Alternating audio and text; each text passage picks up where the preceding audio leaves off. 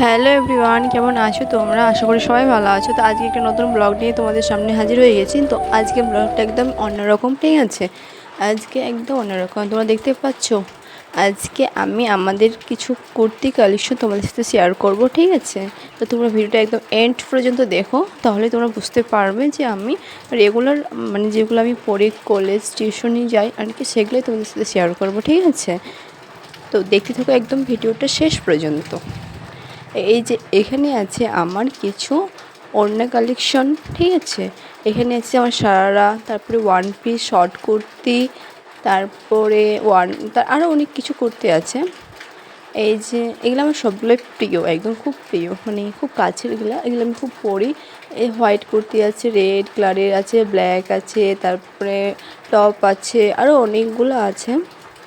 বুঝতে পারছি। এখানে প্যান্ট আছে, আমার ওড়না কালেকশন আছে, তারপরে এখানে আরও এক ব্যাগ ভর্তি আছে, বুঝতে পারছো?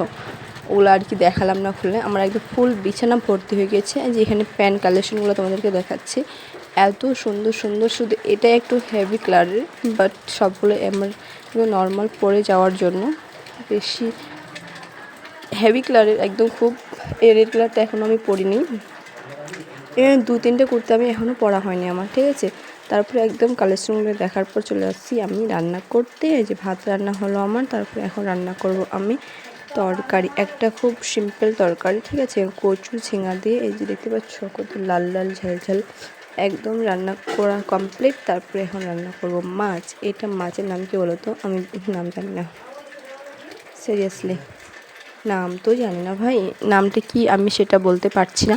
তো এখন মাছগুলো ভাজা কমপ্লিট। তারপরে এই যে এখন এখানে রসুন, আদা, তারপরে পেঁয়াজ, টমেটো, হলুদ গুঁড়ো, লবণ গুঁড়ো দিয়ে একটা পেস্ট করেছি। এটা এখন তেল দিয়ে নাড়াচাড়া করব, ঠিক আছে? তো এই যে ফাইনাল ঝোলটা কত সুন্দর হয়েছে, আর স্মেলটা জাস্ট ওয়াও। হ্যাঁ, তো খুব সুন্দর হয়েছে। মাছটা, যারা মাছ ভালোবাসো, তো আমরা তো প্রত্যেকেই মাছ ভালোবেসে খেতে।